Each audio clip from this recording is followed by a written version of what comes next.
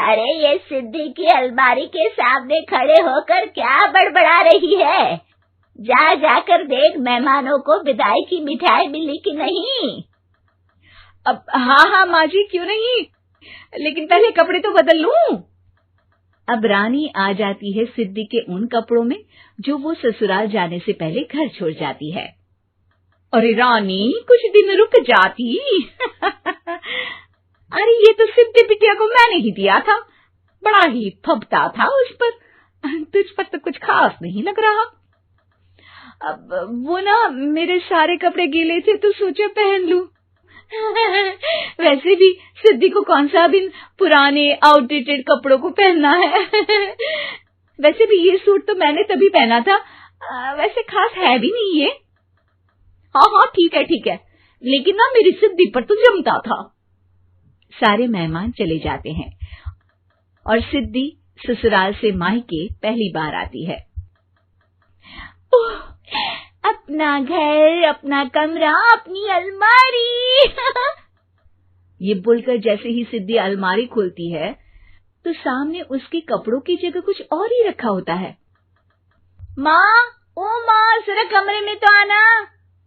सास और रानी वहां पहुंच जाते हैं। रानी ने पहनी होती है सिद्धि की जींस और टी शर्ट। अरे भाभी, ये क्या? ये तो मेरी बड़ी ही महंगी टी शर्ट है, इसे आपने घर में क्यों पहनी है? अरे बहुत मिलती है दीदी ये चौक की मार्केट में, 150 में। ओ भाभी प्लीज, ये एरोपोस्टल है, 2000 की एक टी शर्ट। ओह, 2000 में तो दीदी 4 साड़ी आ जाए। अब क्या बोलूं भाभी, ये मेरी अलमारी में छोटू के कपड़े, तो मेरे कपड़े कहाँ हैं? मेरी अलमारी में। अब दीदी आपको कौन से पुराने कपड़े पहनने थे? माना भाभी, लेकिन मैं जब घर आती तो यही सब पहनती ना। अरे तुम तो बड़ी कंजूस हो दीदी। खैर, वक्त आता है जब सिद्धि ससुराल के लिए रवाना हो रही होती है। अरे रानी, अंदर से सिद्धि का गिफ्ट ले आ, लड़की पहली बार ससुराल से मायके आई है। रानी अंदर जाती है और एक सिंपल सी साड़ी लेकर बाहर आ जाती है। ये लीजिए माँ जी। सास बेटी को गिफ्ट देकर ससुराल भेजती है। अगले दिन रानी एक सुंदर सी साड़ी पहनकर सामने आती है। अरे रानी, ये तो वो साड़ी है जो मैंने सिद्धि को देने के लिए दी थी जब वो ससुराल ले जाती, लेकिन ये तूने कैसे पहन ली? अरे माँ जी, ये साड़ी तो मुझे बहुत पहले से ही पसंद थी, लेकिन चिंता ना करिए, मैंने सिद्धि के लिए भी अच्छी सी साड़ी दी है। हाँ। तभी सिद्धि का फोन आता है। क्या माँ, कुछ अच्छा तो दिया होता ससुराल ले जाने के लिए, अरे पहले दिखा दिया होता। ये चमकते हुए पैकेट में नौकरानी वाली साड़ी मत दिया करो माँ।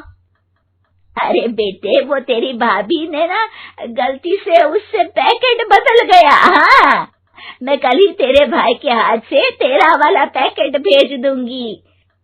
अरे रहने दो माँ, आई एम श्योर भाभी ने अभी वही साड़ी पहनी होगी जो तुमने मेरे लिए रखी थी, तुम तो समझ नहीं पाई उनको। खैर छोड़ो, मैं ज्यादा बोलती अच्छी नहीं लगती, रहने दो, आपको उन्हीं के साथ रहना है, फिर बात करेंगे। सास को रानी पर गुस्सा आ जाता है। वो उसके कमरे में जाती है जहाँ वो शादी का एल्बम देख रही होती है। रानी, मार्केट जाकर एक ऐसी ही साड़ी लेकर आ, कल प्रतीक जाकर सिद्धि के घर दे आएगा। अरे क्यों माँ जी, कितनी साड़ी देनी है दीदी को? यहाँ कोई सेल लगी है क्या? अरे चुप कर, मेरे बेटी के हिस्से की साड़ी खुद पहन ली, अब ज्यादा ज्ञान बांट रही है। एक दिन सिद्धि का फोन आता है। माँ, मेरी सास ने आप सबको खाने पर बुलाया है।